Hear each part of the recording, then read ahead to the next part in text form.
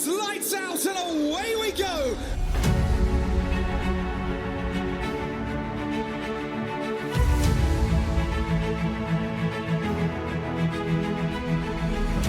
Esto es Entre Circuitos, tu podcast de motorsport.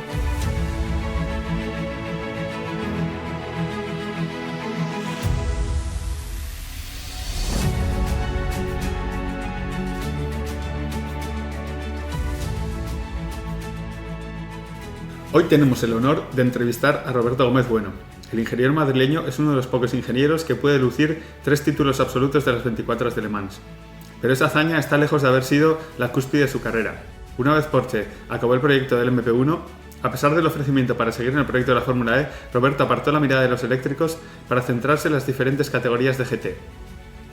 Siempre de la mano de Porsche, Roberto ha trabajado para equipos cliente de Porsche en todos los campeonatos de alto nivel del motorsport, IMSA, WEC, GT World Challenge y el MS 24 Horas Nürburgring. Ahora, además de seguir recorriéndose el mundo como ingeniero de pista, se ha lanzado a la aventura de crear su propio equipo, RGB Racing, donde además de dar un servicio excepcional a los clientes que deciden ponerse en sus manos, también forma a jóvenes mecánicos e ingenieros para devolver al motorsport todo lo que le ha dado y aún le sigue dando. Muy buenos días, Roberto. ¿Qué tal? Hola a todos. Nada, encantado de tenerte a ti hoy. Bueno, vamos a empezar directamente y viendo ahora que estamos en tu nave donde tienes pues los coches, el equipo en general, la base, y estoy viendo ahí a los estudiantes. Vamos a empezar un poco cronológicamente con esto. Tu época en la Fórmula Student, ¿crees que fue necesaria? ¿Crees que es lo que te abrió las puertas al motorsport? ¿Ya te gustaban los coches en aquel momento o cómo fue ese inicio? Sí, yo creo que es una de las cosas más importantes que hice y de hecho le aconsejo a todos los estudiantes ahora que empiecen por ahí, sobre todo un poco por darte cuenta de qué son las carreras y qué es lo que vas a tener en un futuro, porque muchas veces la gente ve la Fórmula 1 y se creen cosas diferentes a lo que luego realmente es. Entonces, en la Fórmula Student, pues bueno, yo tenía muchas ganas en ese momento, arreglaba coches de amigos, motor de amigos en el garaje, lo hacía ahí por hobby. Y cuando salió el proyecto de la Fórmula Student además me metí estando en segundo año de carrera, o sea que todavía muy Sí, pronto, bastante pronto, sí. cuando normalmente te dicen, no, que estés en cuarto o en quinto y que tengas más tiempo libre, tal. Yo al final el tiempo les sacaba de no hacer nada fuera de la universidad, o sea, no quedaba con amigos, normalmente los viernes que sales con amigos a cenar o por ahí, pues yo me iba a Linsía, donde estaba en la sede del Fórmula Student y estábamos hasta las 2 3 de la mañana, todos los fines de semana y todas las horas que podía. Y ya te digo, sobre todo yo creo que me sirvió para darte cuenta de qué son las carreras. Echábamos muchísimas horas cuando tenías que preparar la competición, que nos íbamos en aquella época era Silverstone, que era como la competición más importante que había, Sí, y que no había aparte las 27 que hay que no ahora. había tantas como ahora. Entonces, la semana de antes de irte a Silverstone, dormías 2 3 horas tirado allí en algún coche, comías pizza y restos de pizza que había de los días anteriores, ropa, te ibas a casa a ducharte y cambiarte y volver, o sea que era una semana dura.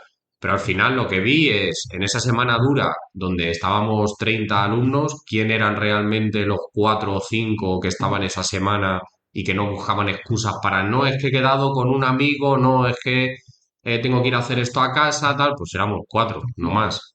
Éramos los 4 un poco, controlábamos el coche y al final justamente, pues los 4 esos, que son los que dedicáis todo el tiempo del mundo a eso, pues son los que luego después hacéis carrera en motorsport. O sea que al final yo creo que es un poco darte cuenta de lo duro que es esto, de las horas que tienes que echar y si realmente lo tienes claro y te gusta, yo en la vida me he arrepentido de coger este camino, pero sí que conozco mucha gente que han empezado, han hecho cursos, han ido a 2 carreras, 3, las 2 o 3 primeras muy bien. Después de 10 me han dicho, oye, que voy a hacer AD. Digo, ¿pero qué tiene que ver AD con Motorsport?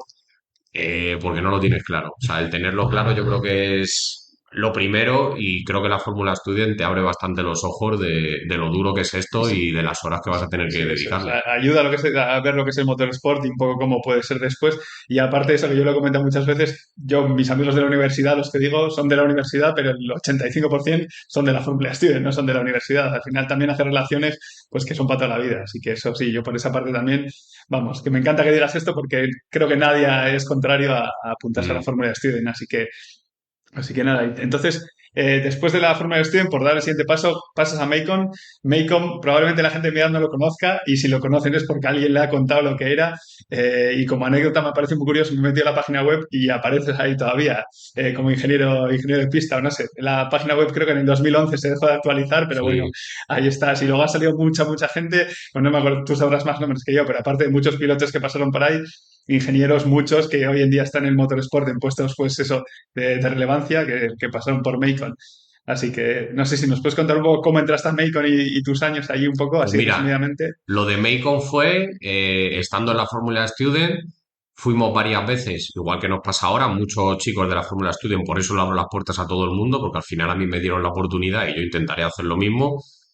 Fuimos a Macon a ver si nos podían echar una mano con el coche, a ver si podíamos hacer algo con ellos. Y bueno, pues Lucas, que le tengo mucho cariño y sigo hablando con él y sigo viéndole cada vez que, iba a decir, cada vez que vengo a España. Ahora no, ahora estoy en España viviendo, lo que pasa es que como viajo tanto, igual sigo teniendo muy poco tiempo. Pero vamos, cada vez que tengo algún día libre, yo vivo cerca de donde tienen la nave y me sigo pasando por Paracuellos a saludarles. Ya te digo, intercambiamos décimos todas las navidades, una vez al año intentamos comer o hacer algo, sigo viendo a él, a su mujer, a toda la familia, o sea que le tengo mucho cariño y se lo tendré toda la vida. Y le debo mucho, o sea que eso hay que reconocérselo.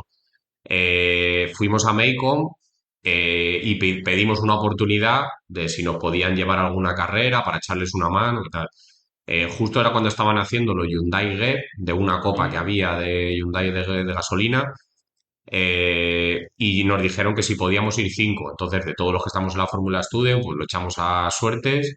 Al final, los que más tiempo pasábamos allí somos los que tuvimos Sí, preferencia, tenías unos boletos, ¿no? efectivamente. Y fuimos cinco a echarles una mano. Claro, echarles una mano cuando pues, son todos mecánicos, ingenieros con experiencia, pues bueno, fue echar gasolina, cambiar neumáticos, o sea, era un poco trabajo que no querían hacer nadie. Y cuando nos volvimos, pues yo pensé, si tengo que volver, a mí me gusta esto de las carreras, y si tengo que volver a echarles una mano echando gasolina, pasando calor y tal, pues lo haré. Pero la mayoría, pues, oye, que tengo que volver a para echar gasolina, yo no voy, para cambiar ruedas no voy. Sí, que es un poco lo mismo Entonces, que dices a la Fórmula Student, esa criba que se va haciendo sola, ¿no? Hay que... exactamente. Sí. Entonces, yo luego después seguí insistiendo a Lucas, oye Lucas, si tienes otra oportunidad, yo me voy con vosotros.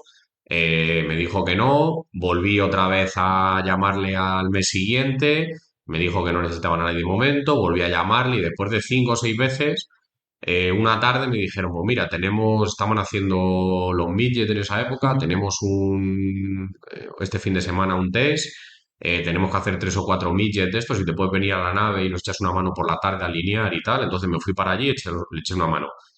En esa época, Macon ya no era lo que había sido hace 20 años, pero bueno, todavía la gente que estaban allí son los mismos. Lucas, especialista en electricidad, sabe muchísimo de mecánica.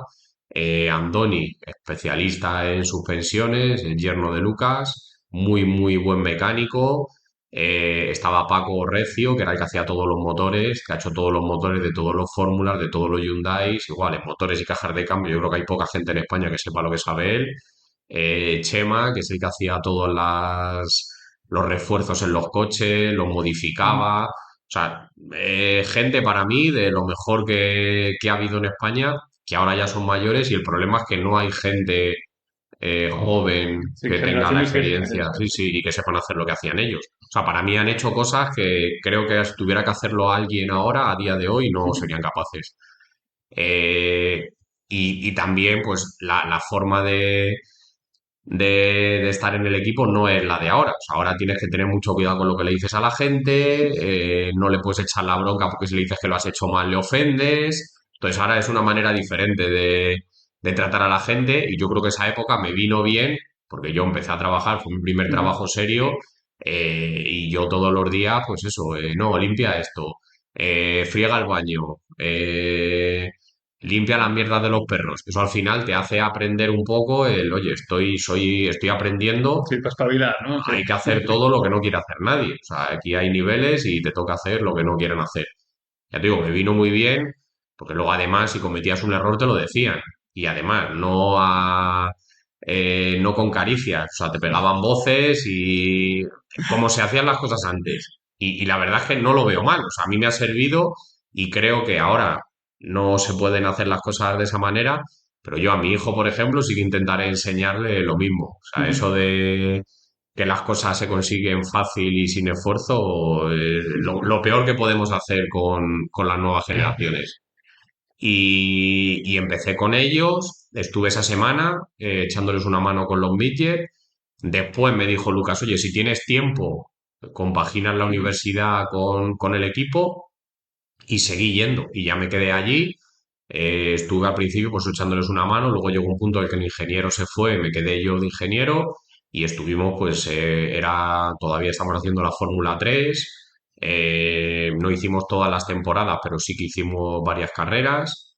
Además falleció mi padre justo cuando estaba allí, antes de una carrera que había de Fórmula 3. Se portaron muy bien, todavía recuerdo que pusieron ahí Ánimo Roberto en el Fórmula 3, o sea que gente buena que recordarás siempre y que te enseñan sobre todo que en la vida hay que esforzarse y que cuando entras en un equipo tienes que trabajar.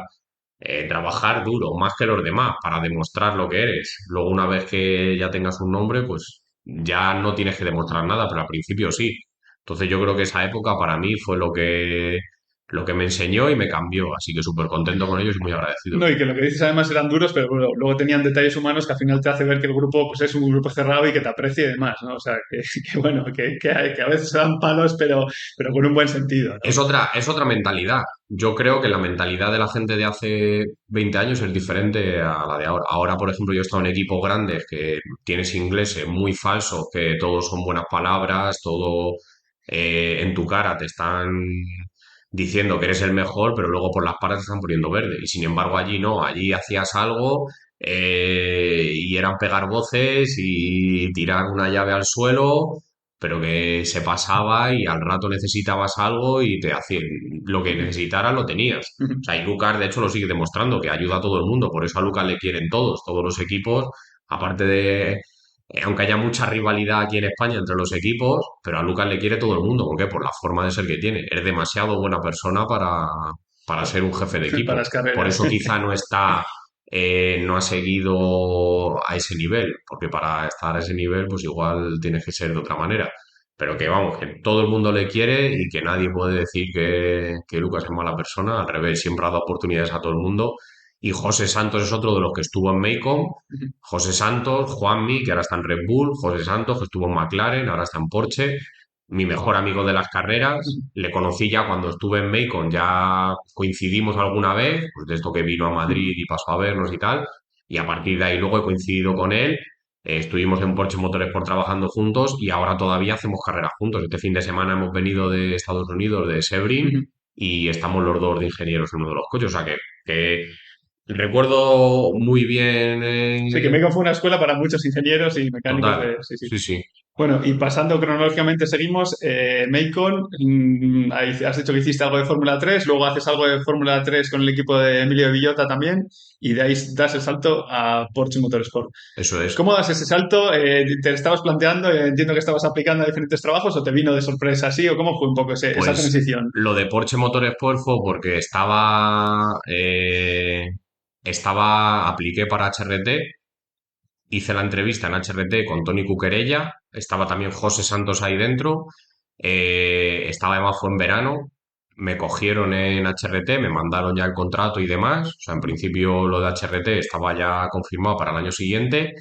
Eh, lo que pasa que cerraron el equipo justo cuando acabó el año, ya, pues eso, ya estaba yo en contacto con ellos, fui varias veces, estuve hablando con ellos. A Tony Cuquerella pues, ya le conocía algo, a algunos, Miquel Fauri, José Santos, muchos de los que estaban allí. Fui hablando con ellos y ya me iban contando un poco que la situación estaba mal, que después de cada carrera que se veían cosas raras, que los ingleses estaban llevándose cosas del equipo y bueno, pues se fue alargando, alargando, alargando y a final de año el equipo desapareció. Ya dijeron que no seguían, que intentaban venderlo y tal. Entonces en ese momento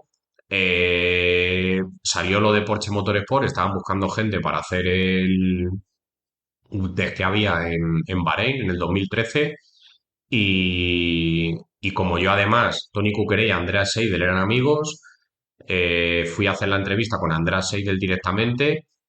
Toni Cuquerella, no sé si tendría algo que ver o no.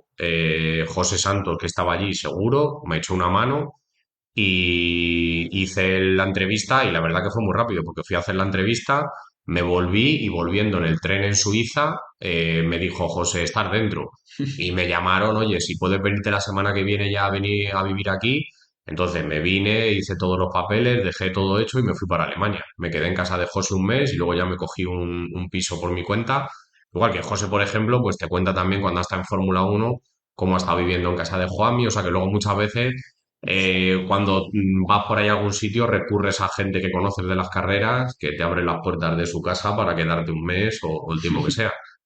Y nada, me fui para allá a vivir a Alemania, hice el primer test y ya seguimos con los 4 años de temporada.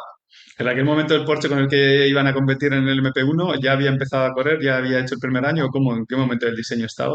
Estábamos haciendo los primeros tests. De hecho, hicimos Bahrein, luego hicimos Sebring también. Sebring, como el circuito estaba bacheado, era una de las pruebas que había más duras para el coche, para intentar ver si el coche aguantaba o no. Y al principio eran todo problemas. Tenía el coche unas vibraciones brutales, se rompía. Recuerdo salir el coche, 10 minutos, ¡pum! El coche roto, entraba otra vez, hay que cambiar la caja de cambios. Salía y a los 15 minutos volvía a entrar, hay que cambiar la batería. O sea, eran todo problemas. Entonces, los primeros test, pues, íbamos 4 o 5 días de test a Ujú. algún circuito y eran siempre problemas. O sea, que estamos todavía en la etapa de prácticamente del final del desarrollo. Luego Ahora que ya. estás dando más detalles técnicos, perdona que te interrumpa, si nos puedes hacer una pequeña comparación rápida de lo que fue o lo que ha sido estar en Fórmula 3, que al final en Fórmula 3 normalmente hay un ingeniero por coche con 2 o 3 mecánicos en equipos pequeñitos, y das el salto a Porsche Motorsport, que me imagino que estaríais ahí, no sé, 30, 40, 20 ingenieros. Eh, Técnicamente, ¿cómo es esa diferencia? ¿Cómo lo ves tú eso de estar en un equipo pequeñito a pasar ahí? ¿Qué facilidades hay? ¿Cómo trabajáis? ¿Cuál es la diferencia? Esa un poco. Pues al final es más fácil trabajar en un equipo grande que en un equipo pequeño. En un equipo pequeño, tú como ingeniero de pista, tienes que tener el control de todo, eres el responsable de todo, tienes que trabajar con los mecánicos, tienes que conseguir que los mecánicos hagan su trabajo, o sea que al final es el responsable de todo. En un equipo grande, pues eso éramos 25 ingenieros por coche, cada ingeniero se ocupaba de un departamento y ahí lo importante es un poco la organización y el cómo están todos coordinados, pero cada uno el trabajo que tiene es muy pequeño. O sea, hay uno que se dedica a hacer motor y solo mira los sensores de motor y ve que esté todo en orden. Hay otro que es el de suspensiones, que solo mira que todas las suspensiones y todos los purros estén bien calibrados, que el amortiguador esté funcionando como debe, que los recorridos de suspensión estén calibrados, o sea, los acelerómetros igual.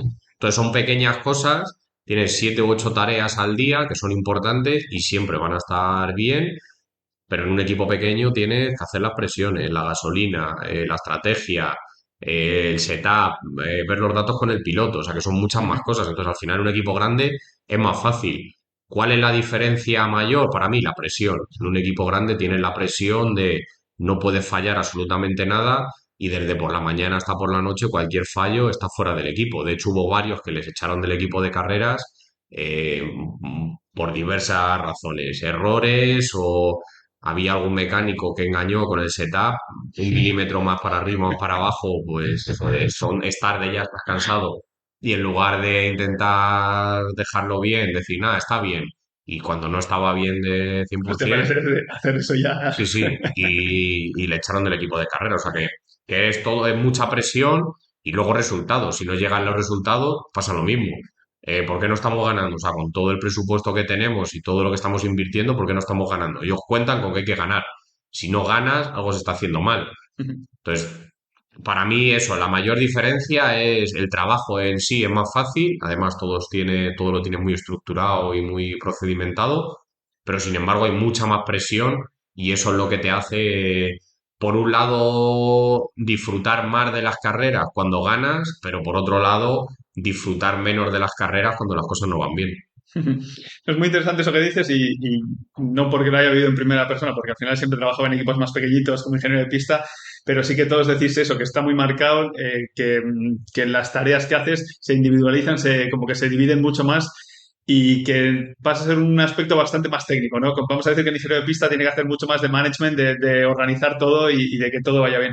Habiendo hecho las dos funciones, ¿cuál es la que más te gusta o la que más te atrae? O dices, no, es que esta, como que me centro demasiado en cosas técnicas pequeñitas y no veo una imagen general de todo, o no, yo prefiero ver una imagen general, hacer un poquito de todo y tener el control, vamos a decir, del coche en general. Pues a mí lo que más me gusta ahora mismo quizá es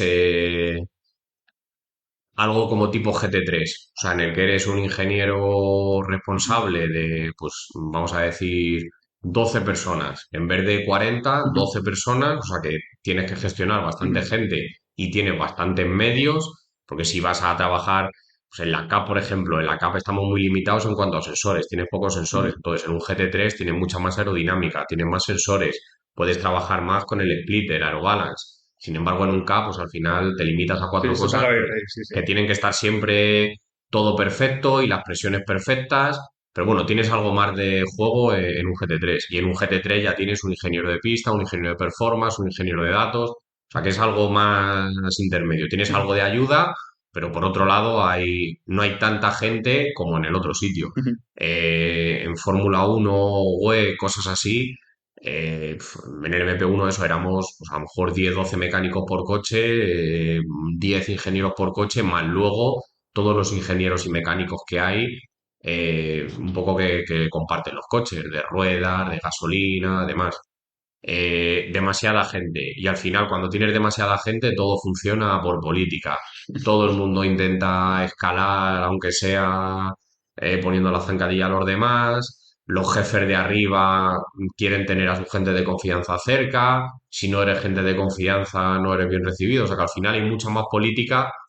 Si hay un problema, el coche no va bien, tienen que echar a alguien. Pues al final ahí está la cabeza de turco para quitárselo del medio y parecer que el problema se ha solucionado.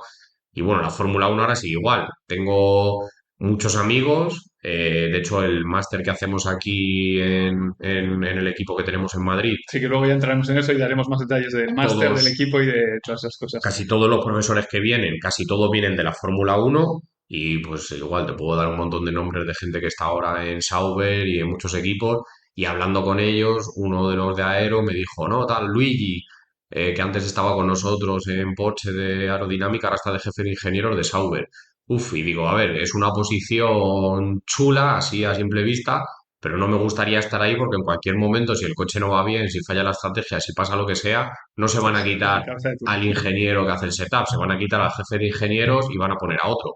Entonces, al final, toda esa presión es un poco lo que no me gusta en un equipo muy grande, que tampoco te dejan hacer cosas. Igual tú tienes unas ideas, pero desde arriba vienen otras y tienes que cumplirlas. O sea que no tienes tanta libertad como en un equipo más pequeño. Por eso, para mí, el término medio de WEC, IMSA con GTs, que tienes eso, pues tres ingenieros, seis, siete mecánicos por coche, más luego gente de rueda, gasolina, unos 13 entre 12 y 15 personas. Para mí eso es lo ideal.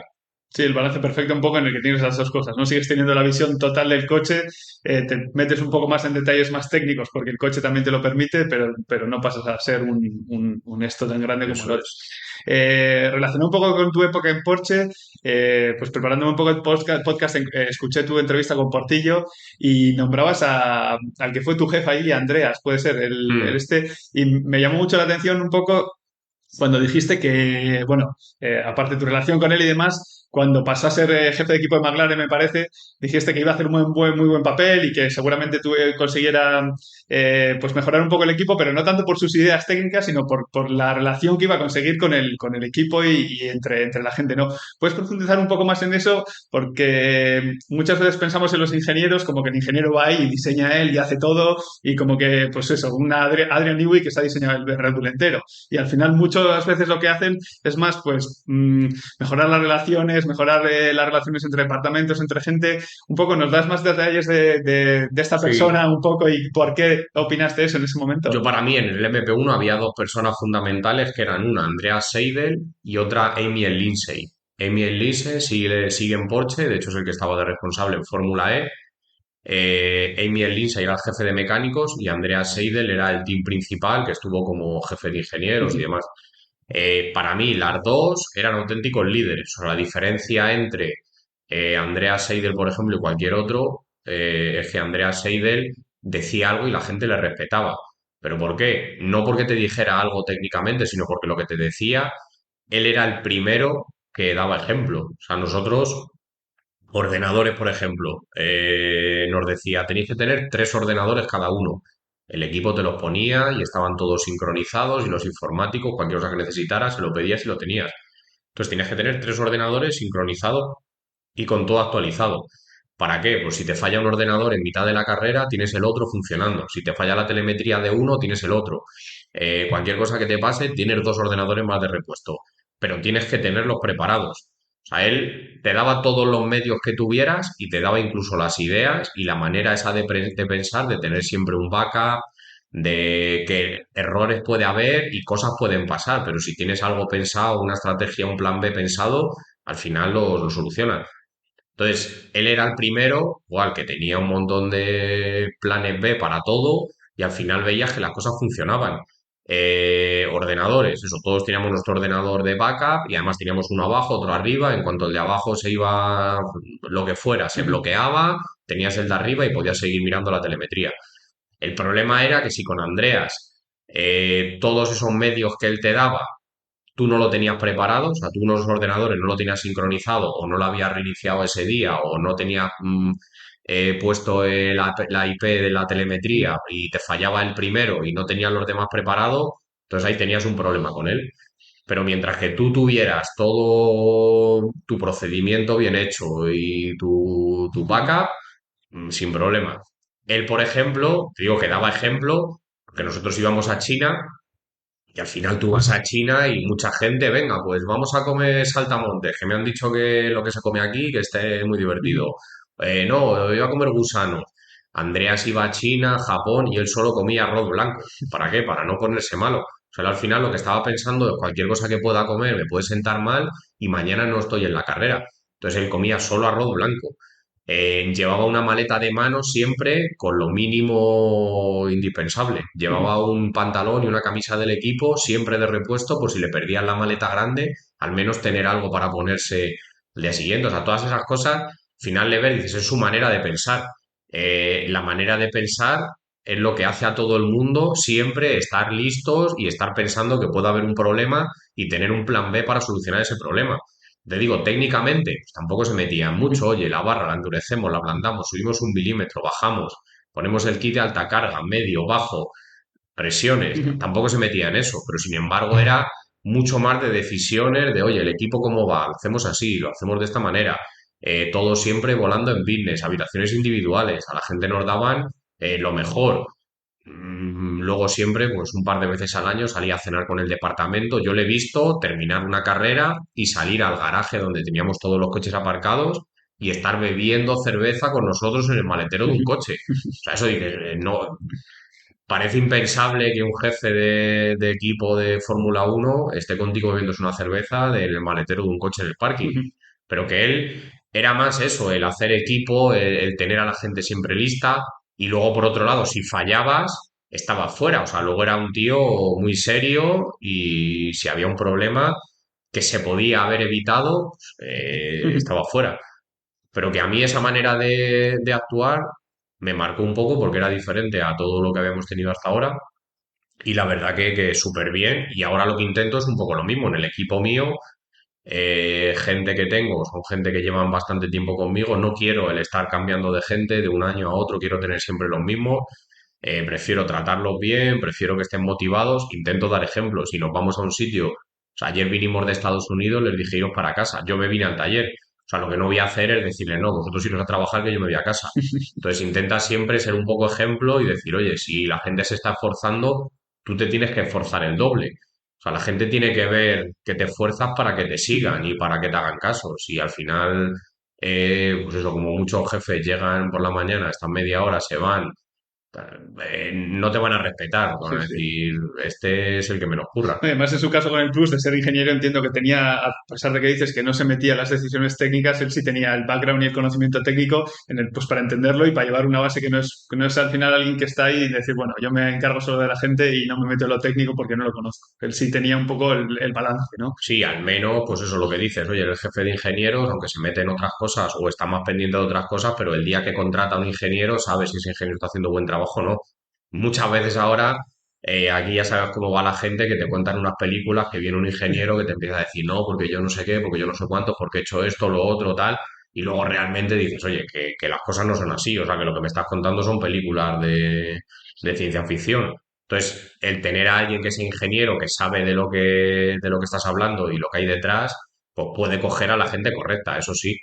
Entonces, para mí era un puesto que estaba muy bien cubierto y cuando se fue a McLaren, pues lo dije que el equipo funcionara y de hecho funcionó bastante mejor de lo que estaba yendo hasta ahora. Ujú. Esto último que has dicho me parece súper interesante, de hecho ya lo tenía apuntado para nombrarlo, y es que dices que es muy importante ganarte la confianza del piloto en concreto, pero entiendo que también del resto de tus compañeros, porque si al principio no consigues esa confianza, luego es muy difícil trabajar en ella y conseguirla. Y a raíz de eso decías un poco que como que hay que cuidar muy bien las palabras que dices porque no puedes decir palabras de las que no estás seguro o conclusiones de las que no estás seguro. Y me pareció muy interesante, me gustó porque yo un poco cuando estoy con gente más joven les digo lo mismo. Digo, es mejor decir que no sabes algo o que no has llegado a una conclusión que inventarte una conclusión. Entonces, si nos puedes un poco profundizar más en eso, ¿por qué es tan importante ganar esa confianza del piloto al principio y qué tienes o qué no tienes que hacer para ganártela? Pues tanto ingenieros como mecánicos, igual en el máster que tenemos, el primer día de clase es en lo que más hincapié hago y durante todo el año se lo estoy diciendo, digo, mira, la diferencia entre un buen ingeniero y un buen mecánico es que el buen ingeniero y buen mecánico están pendientes de todo y en todo momento saben exactamente lo que está pasando y lo que va a pasar, y un mal mecánico o ingeniero es el que está esperando a ver qué pasa y cuando pasa algo intenta solucionarlo. Entonces, por ejemplo, un ingeniero bueno se adelanta, pues va a llover, ya tiene las ruedas de agua preparadas, las presiones hechas, eh, va a venir el piloto, ya tiene el meeting que va a hacer, el debrief, que te reúnes con él y tal, lo tienes todo preparado. Y ya has pensado, aunque sea el miércoles de la carrera, que es el domingo, ya tienes la estrategia del domingo pensada por si en cualquier momento el piloto te pregunta, que sepas contestarle. Entonces, al final, la diferencia entre un buen mecánico o ingeniero o uno malo es que los buenos tienen todo preparado y siempre piensan en eso, un poco lo que habíamos hablado de Andreas, en todo lo que puede venir y en todas las posibles opciones que tienes.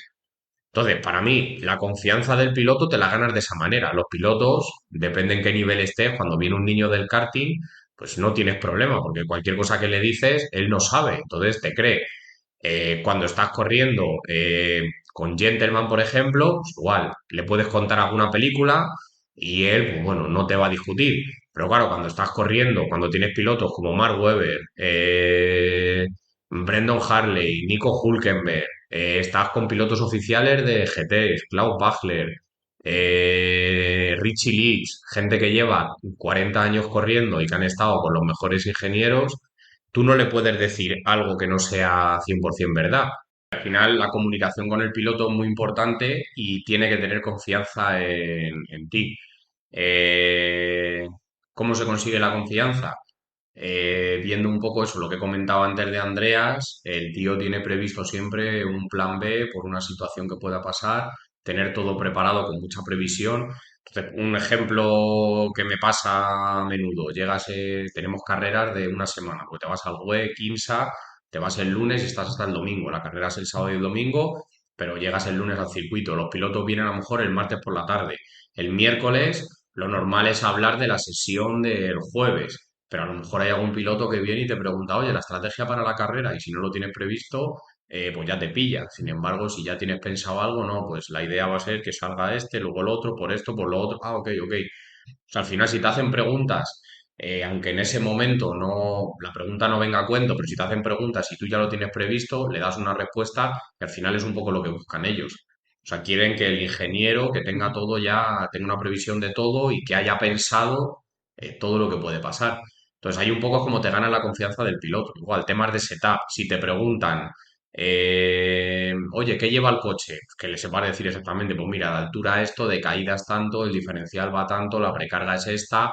Y si tenemos sobreviraje, ¿qué hacemos? Pues mira, si tenemos sobreviraje, le vamos a cambiar esto, la altura, el ala, el no sé qué, tal. Ah, y si por la mañana la pista cambia y tal, pues vamos, o sea, tener un poco ya siempre un guión de las posibles preguntas que te puede hacer y tener siempre respuesta para ellas. Luego hay gente que a lo mejor improvisa mejor que otros. Entonces, depende un poco ya como seas, pues tenerlo más o menos preparado. Pero que eso siempre va a pasar. O sea, siempre va a pasar que cuando viene alguien, un piloto te pregunta cosas y si no lo tienes preparado y te pilla, ahí ya empieza a dudar. Uf. Entonces, claro, no es lo mismo trabajar con pilotos que vienen del karting, los pilotos que vienen del karting pues cualquier cosa que le diga se lo creen. Un gentleman, por ejemplo, pues igual le puedes decir algo y también se lo va a creer. Pero si viene un piloto como Mark Webber, Nico Hülkenberg, Brendan Hartley, pilotos oficiales de GTs, como españoles hay un montón, Juncadella, Sí, que tienen Andrés experiencia y Riveras, un conocimiento técnico ya que no... efectivamente. Esa gente han trabajado con un montón de ingenieros, han pasado por un montón de equipos y muchas veces hasta temas de setup saben bastante, que temas de estrategia también. Entonces, ellos mismos te pueden discutir cosas. Entonces, ahí es donde el tío va a ver si de verdad lo que le estás diciendo le convence o no. Entonces, si tú le dices cosas lógicas y imagínate que te dice, no, tengo un problema en frenada, se me va mucho de atrás, tengo muchísimo sobreviraje, el coche es muy inestable, ¿qué hacemos?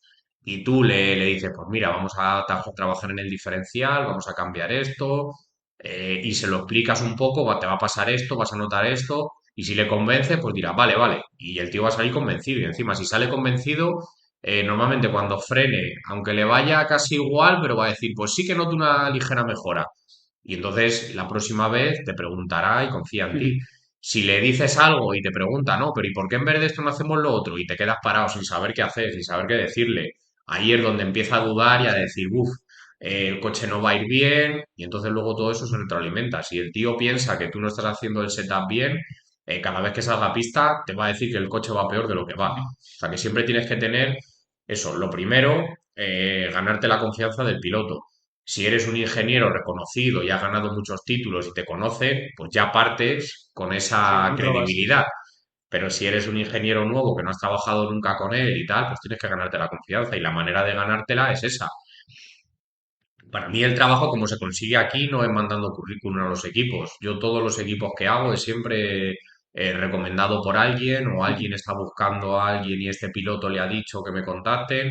Entonces todo viene eso a través de otros mismos pilotos que te recomiendan. Entonces si un piloto oficial te recomienda, pues ahí ya partes con mucha ventaja. Entonces yo ahora tengo la suerte de eso, que normalmente cuando llego a los equipos, los ingenieros los ingenieros que me conocen, pues no es que sea mejor o peor que otros, pero por lo menos saben que intento hacer la cosa lo mejor Sí, que posible. además que no tienes que estar probando todos los días lo que has hecho porque al final pues ya tienes un bagaje, ya has Eso demostrado es. que partes de esa base, ¿no? Sí, sí. Entonces eso es, pues ya tienes mucho ganado, pero que es verdad que al principio cuando empiezas es mucho más difícil y lo que tienes que hacer es eso, sobre todo el tener todo, tener un guión de todo el fin de semana, tener todo previsto, si llueve tener ya las presiones preparadas, que el piloto vea eso y el piloto confía en ti. En el momento que el piloto confía en ti, si tienes una buena relación con él, incluso el fin de semana, cuando acabáis de la carrera, os iréis a cenar por ahí, hablaréis de otras cosas y ahí es donde empieza a funcionar el equipo.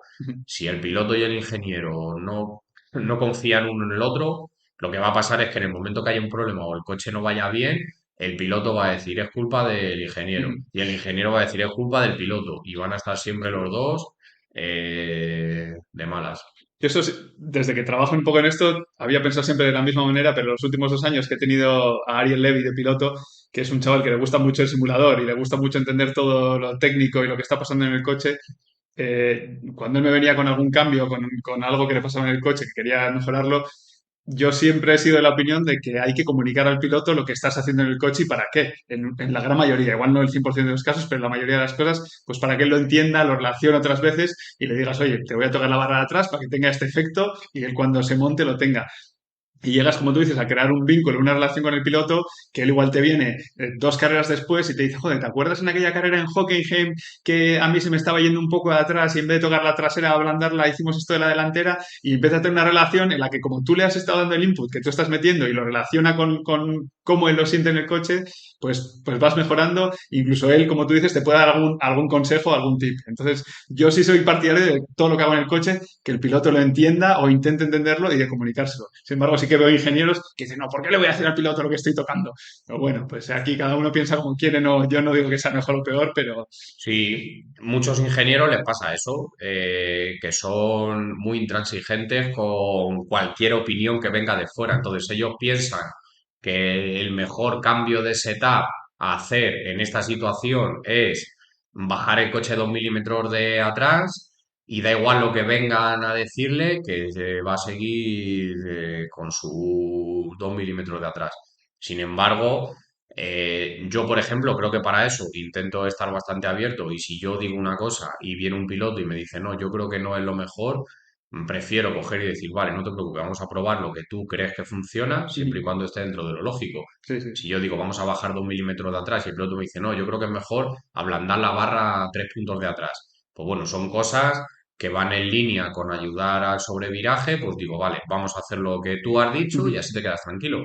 No vale de nada el encabezonarte, no, no, vamos a hacer esto, esto y esto, porque al final, si no funciona, el piloto, pues igual, pierde la confianza en ti. Entonces es mejor probar lo que él dice, que él es al final el que tiene que conducir. Entonces, lo de los ingenieros, sobre todo de la vieja escuela, que son mucho de eso, Sí, de sí, está pensar relacionado con los de la vieja escuela. que son los únicos que tienen razón, a mí eso me parece que ya que está obsoleto, que ya las cosas han cambiado y que ahora las cosas no funcionan así. O sea, que yo soy partidario también de hablar con el piloto y llegar a un consenso entre los dos, incluso con otros ingenieros. Si viene el ingeniero de datos que tengo yo en otro equipo y me dice, oye, yo creo que podríamos hacer esto o lo otro, siempre y cuando esté dentro de algo razonable, yo lo pruebo. Y de hecho en mi equipo tengo ingenieros que están conmigo también haciendo la CAP en otros equipos y aquí, y si nosotros vamos de test, él me dice, he pensado hacer esto. Aunque yo haya pensado en hacer otra cosa, yo le dejo que haga lo que él diga. O sea, no hay, no quiere decir que tú tengas la razón. Tú tienes una idea, otro tiene otra, en un momento funcionará mejor una, en otro otra. Si puedes, lo que haces es explicarle tu razonamiento para que él aprenda por qué tú piensas eso, pero que al final, si él decide hacer lo otro y entra dentro de la línea que estamos siguiendo, yo, vamos, encantado de que la gente pruebe cosas. El año pasado tuve una anécdota muy graciosa con Jorge Lorenzo, porque él venía, bueno, había hecho con la carrera capitaliana un año, pero bueno, tampoco había conducido mucho. Y creo que fue el primer test que tuvo con nosotros, estaba yo de ingeniero, al final no le conocía y bueno, Jorge viene de las motos, pero de un ambiente muy profesional, muy técnico y me parece que era la última curva que siempre se le iba el coche y se desestabilizaba. Y en un momento le dije, no es lo normal, pero en esta curva, si le das un poco de gas antes de pasar por el piano, el coche está más estable y no se te va a ir como se está yendo. Nada, se cayó el de un minuto, me dice, ¿tú has conducido este coche alguna vez? Digo, ¿por qué me está preguntando esto? Digo, no, pues este coche, el Porsche Carrera no lo he conducido. Me dice, entonces, ¿tú cómo sabes que yo tengo que hacer esto? Ahí demostró que no tenía ninguna confianza en lo que yo le estaba diciendo. Ya es donde tuve que decir, mira, pues para empezar, porque llevo 2 días de test en esta pista ya, he estado con los otros pilotos y bueno, y le enseñé la telemetría, le enseñé los vídeos de los otros pilotos, cómo pasaban por ese piano y no tenían el problema que tenía él y me creyó, pero eso que tú dices, en una relación que estaba empezando, él dijo, a Ujú. ver, ¿tú por qué me dices esto? ¿Qué está pasando? Que no te creo.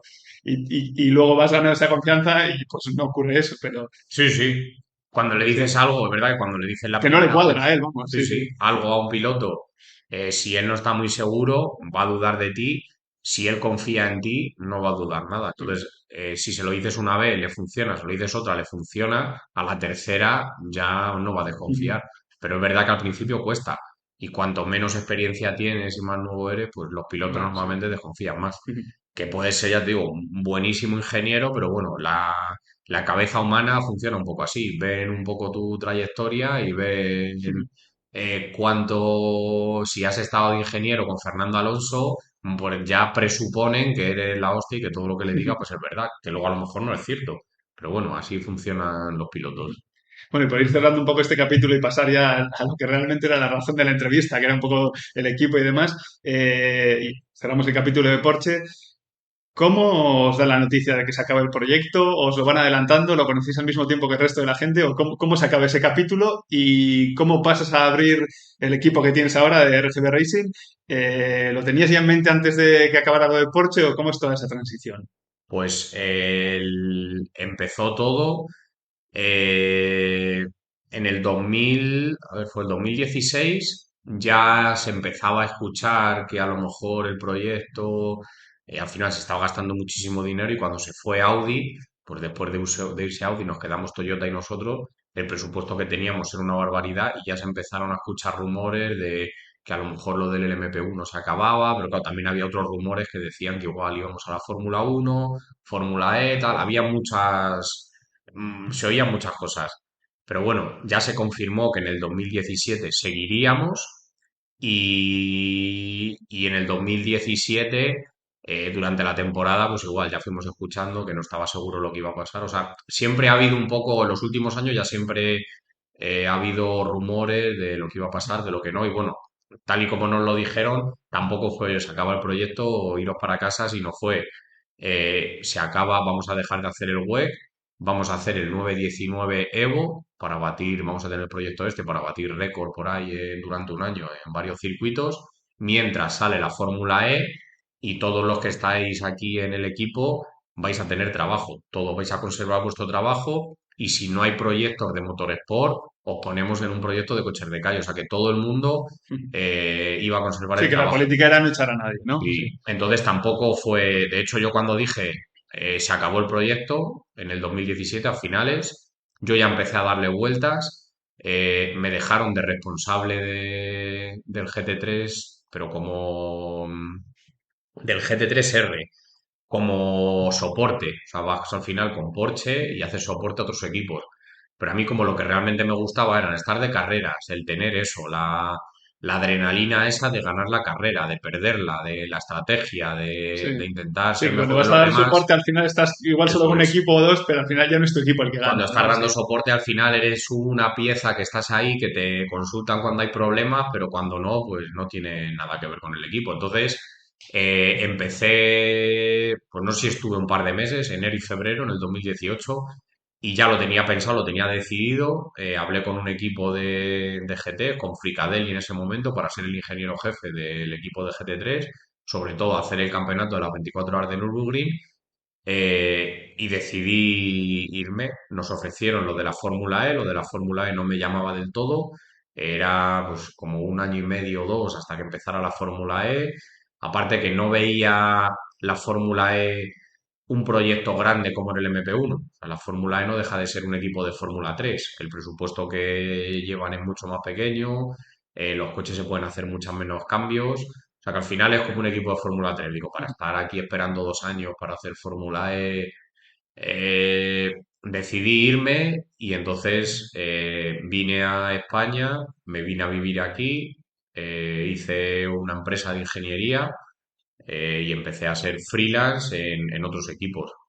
Todo lo que he hecho ha sido prácticamente para Porsche y he trabajado con un montón de equipos de Porsche, Fricadelli, GPX, Proton, Project One, ahora MDK, o sea que he trabajado con casi todos los equipos semioficiales de Porsche y en casi todos los campeonatos, he hecho Nürburgring, GT World Challenge, WEC, IMSA, pero cada año pues tengo un proyecto algo diferente y es un poco lo que me motiva.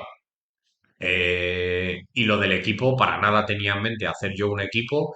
De hecho, no es que lo odiara, pero cuando veía a los jefes de equipo un poco lo que tienes que hacer y todo lo que tienes que tratar con papeleos, administración y tal, dije, uff, esto no es lo que yo quiero.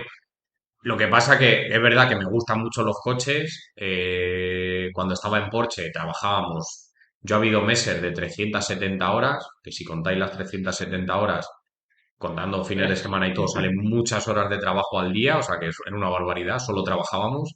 Yo lo único que hacía era trabajar y las 2, 3 horas libres que podía tener una tarde a la semana, me iba con la bici a dar una vuelta, que muchas veces me tenía que ir de noche porque por el día, como en Alemania anochece tan pronto, nos poníamos unas luces y nos íbamos José y yo con la bici pues a las 7 de la tarde y salíamos de 7 a 10. O sea que no hacía otra cosa.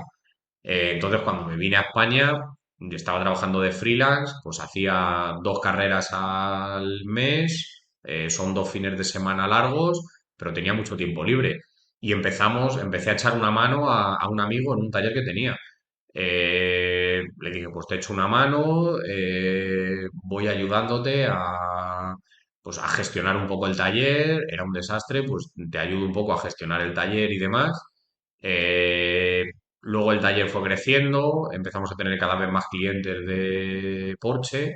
Porsche, como lo conocemos muy bien por el tiempo que llevamos con los coches de carreras, que al final un coche de calle y de carreras son muy, muy similares, cada vez empezamos a hacer más Porsche y en el 2021 es cuando empezamos como equipo de carreras, porque en el 2020 estábamos haciendo track day con bastantes Porsche Cup de clientes privados y demás, pero en el 2021 Sergio Paulet, que era también cliente nuestro de Porsche, se compró un Ferrari Challenge, hicimos la Ferrari Challenge europea. Ahí fue el primer campeonato que hicimos como equipo, serio. Y la verdad que no fue bien, era la primera vez que íbamos a correr en Europa con un GT. Ganamos el campeonato, era el trofeo Pirelli. Hay el trofeo Pirelli y el trofeo SEL. El trofeo Pirelli donde están los rápidos, el SEL donde están los lentos y luego dentro del Pirelli está la categoría Pro y Pro Am. Nosotros éramos Pro Am y ganamos el campeonato. Ganamos 4 carreras y la verdad que muy bien. Los de Ferrari encantados con nosotros, todo el equipo funcionó muy bien y ahí fue donde vi un poco, a ver, es verdad que como dueño de un equipo tienes muchos líos y muchas preocupaciones y a lo mejor estoy en Estados Unidos con otra carrera que no tiene nada que ver y de repente te mandan un mensaje que esa noche no te deja dormir porque tenías que estar aquí y hay problemas, pero la satisfacción un poco de ver gente contenta, eso, tener alumnos, ingenieros, mecánicos, jóvenes. Porque, perdona que te interrumpa, dices alumnos, porque además del equipo de dar el servicio habitual de un equipo, también se estáis formando, ¿no? Estáis formando a ingenieros y a mecánicos para trabajar en vuestro equipo o para que salgan de aquí. Eso es, hacemos cursos de fin de semana y cursos un poco más intensivos de un mes con prácticas y demás. Entonces tenemos una especie, lo llamamos Learning, que es un mes de teoría con prácticas luego durante casi todo el año con nosotros y entonces los chicos vienen con nosotros a las carreras. Entonces al final el ver gente joven, motivada, crear un poco el ambiente ese del equipo, lo que te comentaba antes de Andrea Seidel, el tener, eh, intentar ser un poco el ejemplo de trabajar y que ellos trabajen y que lo den todo y que estén motivados, intentar hacer crecer todo esto, pues eso hace que en parte, pues eso, que sientas una gran satisfacción. Así que estoy súper contento y aunque no lo tenía pensado, pero bueno, ahora todos los sacrificios y todos esos problemas y malas noticias que tienes durante la semana, al final lo compensan cuando te vas un fin de semana con ellos, acaba la carrera, ves que están todo el mundo contento, que ha salido todo bien y que el equipo va creciendo, porque cada año nos hemos cambiado 3 veces ya. Empezamos en Torrejón de la Calzada, luego nos fuimos a Algete, luego nos fuimos a Torrelodones y ahora aquí en Tres Cantos, o sea que es la cuarta vez que nos mudamos. Esta es la nave más grande que hemos tenido de todas y espero que sea ya definitiva, pero que cada vez, cada año vamos necesitando más espacio, vamos necesitando más herramientas, tenemos más coches, más clientes. O sea que por ese lado, desde el punto de vista personal, muy contento y además que me he dado cuenta que un poco el tema este de ser empresario, el gestionar gente y tal, pues también me gusta. O sea que lo del equipo empezó un poco de casualidad, pero bueno, que ahora estoy muy contento y que dedico la mitad de mi esfuerzo al equipo y la otra mitad a hacer carreras con Porsche fuera, que es un poco lo que nos trae el conocimiento y como a la gente que están aquí también me los llevo a hacer carreras fuera, pues al final las formaciones, al que estén bien formados, es lo que va a formar también a su vez a los otros alumnos y vamos a tener posibilidad de seguir creciendo. O sea que ese tema de papeleo y gestión que te echaba un poco para atrás al principio no ha resultado ser tan pesado o tan duro, o es que tienes más gente que te ayuda a hacerlo también. Cada vez voy teniendo más gente, el equipo vamos creciendo y cada vez voy teniendo más gente. Pero sí, es algo que a mí no me gusta demasiado, a mí al final lo que me gusta es la ingeniería y trabajar más, pues eso, con números Quizá la parte administrativa de números sí me gusta, pero todo lo que son papeleos, y más en el país donde vivimos, que es todo burocracia, de oye, que tienes que, da igual para lo que sea, para dar de alta la luz, para dar de alta el agua, para cualquier cosa que tengas que hacer, para pedir un certificado digital, para hacer algo. Todos son papeleos, todo es pérdida de tiempo. Entonces, bueno, esa parte me sigo cabreando muchas veces. De hecho, es lo único que me saca de quicio cuando llamo a algún teléfono de estos para hacer algo y te toca a alguien que empieza a darte largas y no, aquí no, es en el otro lado y tal.